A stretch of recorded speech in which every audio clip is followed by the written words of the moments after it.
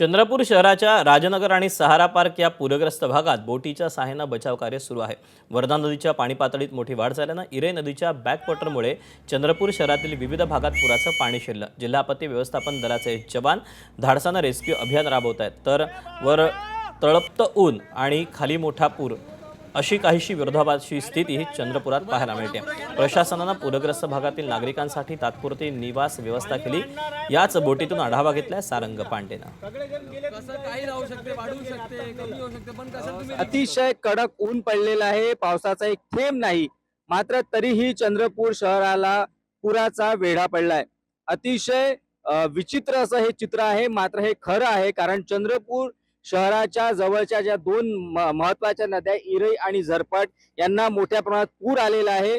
कारण गेल्या 2 दिवसांमध्ये यवतमाळ, वर्धा आणि अमरावती या 3 जिल्ह्यांमध्ये जो मुसळधार पाऊस झाला, या सर्व जिल्ह्याचं पाणी चंद्रपूर शहरामध्ये शिरायला सुरुवात झाली आहे। कारण हे पाणी वर्धा नदीत आलं आणि वर्धा नदीमुळे इरई आणि झरपट या 2 नद्यांना पूर आलं आणि या पुराचा तडाखा आता चंद्रपूर शहराला बसला आहे।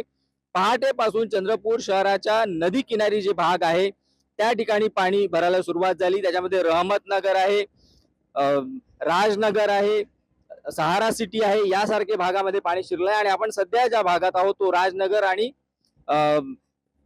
सहारा सिटीचा भाग आहे, ज्या ठिकाणी लोक बऱ्याच प्रमाणात अडकले आहे। कारण पहाटेची वेळ होती, लोक घरात होते आणि अचानक त्यावेळी पुराचं पाणी जे आहे ते त्यांच्या घरात शिरलं, पूर्ण परिसरात शिरलं।